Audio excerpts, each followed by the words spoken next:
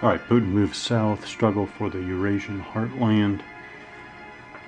At this point I am playing a little bit off camera, so this is not moved to every move on camera. I ended turn 1. I had both sides pass in succession. That meant the Russians were down to, I think they sacrificed their last action point, and the coalition sacrificed their last 3. What I did before, though, let's see, the last big Russian move was to buy as in spend a action point to get another reinforcement group. So they rolled a 5, so they got 5 reinforcements. So the Russians are actually looking pretty good in their staging area, and they're looking not too bad as far as their regular ground forces on the map. So then the turn ended. I did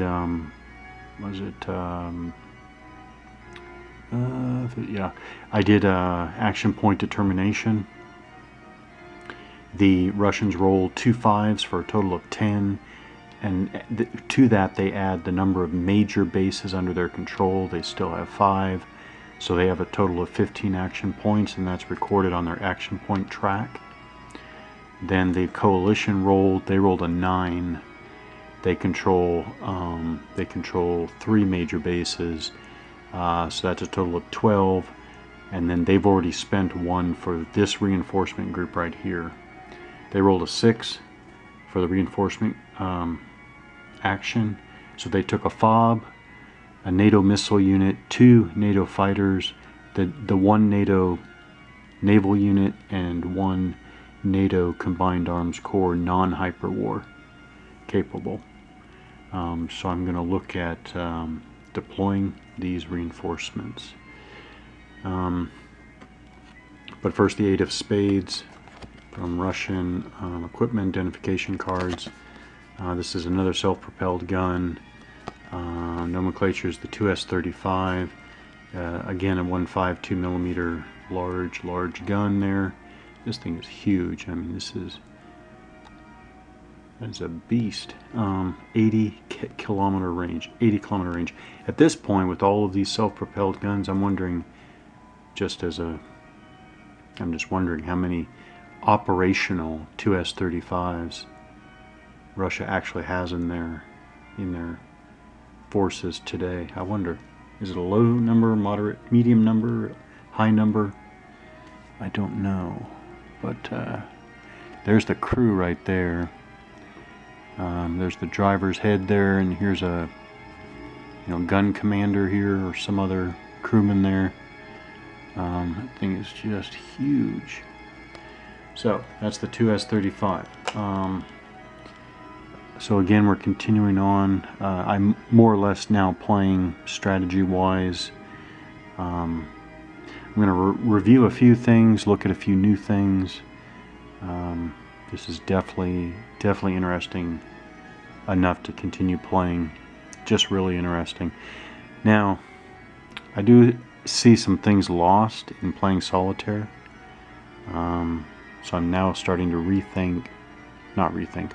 I'm thinking again, since I've been playing Putin Move South here, about playing solitaire versus face-to-face, just the differences, why some games are better than others for either solitaire or not. Obviously hidden information is one factor, but is that the only? I don't know. I'm thinking about the Death Ride series again. Such a great series, such an awesome series. That's Gronyard Simulations. Those games play, not only do they play fine solitaire, they're actually very interesting to play solitaire.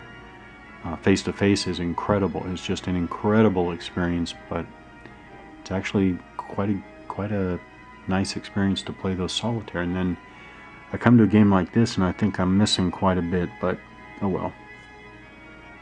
I'm not gonna easily be able to enjoy this type of gaming experience, this scenario, setting, scale. I'm not going to easily be able to experience this if I only rely on face-to-face play. Alright, so let's see, the FOB. Let's talk about the FOB first, forward operating base here. Looks like that.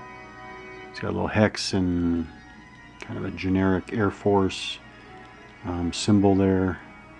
And it has a 2 inside a gray 2. Oh, look at that. There's a 1. There's a reduced side. I wonder what that means. So it can take step losses, I guess? Alright. I'm looking at the optional rules section, which I don't consider optional at all. Forward operating base, FOBs. Both sides can deploy their FOB. So each side has one FOB. The Russians have their FOB, which they have not bought yet, so it's still in their reinforcements area. Alright. But now the NATO side, the coalition side, has bought their first FOB now. So it comes into play as a reinforcement action on any hex occupied by friendly ground units. The hex cannot contain a city. So this is a little, well, this is what I'm going to do. This isn't really, well, it's what I'm going to do now. I can demobilize this FOB. So I'm going to mobilize this first one way over here. Okay, it's off camera. So from here, from right here, go off about 7 or 8 hexes over here. Let's see, south from here. There's the PRC 21st Corps Combined Arms Corps. You know, I'm assuming PRC is a contingent of the coalition side, so I'm assuming that I can deploy it with this PRC ground unit. So I'm going to take the FOB and I'm going to put it in the same hex it's occupying now. It's just a normal clear hex, other than being on a rail line. It's by Lake Balkash, by the way. There's Lake Balkash. It's still off the map. Just a couple hexes off the map from here. Alright, so northeast of Lake Balkash, and the FOB is now set up. Alright, so FOB status. The FOB is a static unit. It cannot move once placed. Operations. The FOB functions as a friendly military base for all game purposes, same as a printed military base. But now I'm just wondering, is it considered a major base or a minor base? For all game purposes. Same as a printed military base. Problem is, all printed military bases are either a major or minor base. The FOB is a one-step unit. What? It's a one-step unit, so why is there a backside to it? And is affected by combat normally. It cannot attack. If forced to retreat, it is eliminated. How did they do that? I don't know. Demobilization. The controlling player can demobilize the FOB using a reinforcement action, normal action procedures. It counts as one unit. Remove the FOB from the map and place it in the reinforcement area. It is available during the next friendly action.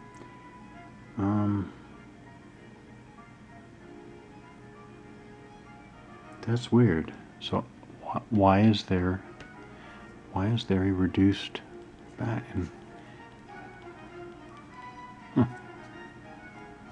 I don't know. Don't know about that, unfortunately. But that is a FOB, and I've deployed it, the first one in the game. I will see what difference it makes. I'll demobilize it and deploy it somewhere else if necessary. So now I'm taking my NATO missile, put it in the coalition staging area. I'm going to take the 2 NATO fighter units. They are also deployed in the staging area.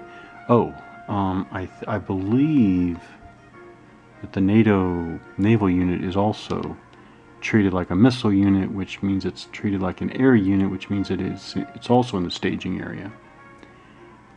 And then I will deploy this Combined Arms Corps, and we'll pick up again next time.